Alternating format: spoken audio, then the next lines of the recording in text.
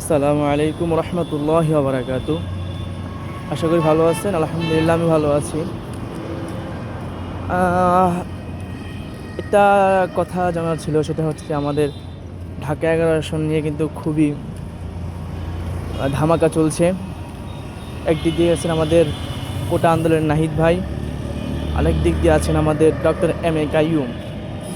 আপনাদের মূল্যবান ভোটটা অবশ্যই দিয়ে যাবেন, যে আপনার প্রজন্মের প্রথম ভোট কি নাহিদ ভাইকে দিবেন, নাকি ধানের শীষ ডক্টর এম এ কাইয়ুম ভাইকে দিবেন। ঠিক আছে, আসলে বিএনপি একটা কথা ভুলে গেছে, যে যদি এই কোটা আন্দোলন না হইতো, যদি শেখ হাসিনা পতন না হইতো, তাদের নেতা তারেক রহমান আর বাংলাদেশে আসতে পারতো না। এখন আর আমাদেরকে নিয়ে আমাদেরকে আর গুপ্ত বলতে পারতো না। আসলে ওই যে আপনার কর্নেল আলী একজন আছে মনে হয় মুক্তিযোদ্ধা, উনি বলছিল যে তারেক জিয়ার বিএনপি এখন আর নেই, খালেদা জিয়ার বিএনপি এখন আর নেই। আসলে এটাই সত্যি, এখন সব চাঁদাবাজদের বিএনপি হয়ে গেছে।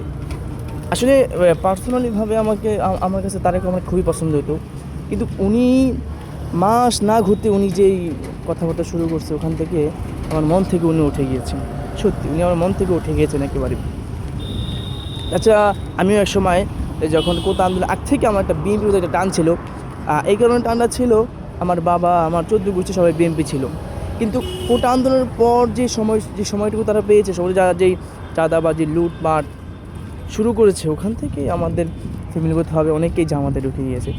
আপনারা দেখেন, জামাতের জয় যেটা সুনিশ্চিত, এটা আমরা কীভাবে বলি। জামাত যে আপনার অল্প কয়েকদিনে যে জনপ্রিয়তা নিয়েছে, আলহামদুলিল্লাহ আলহামদুলিল্লাহ। ঠিক আছে, বিএনপিরা বড় দল, এটা আমরাও বলবো।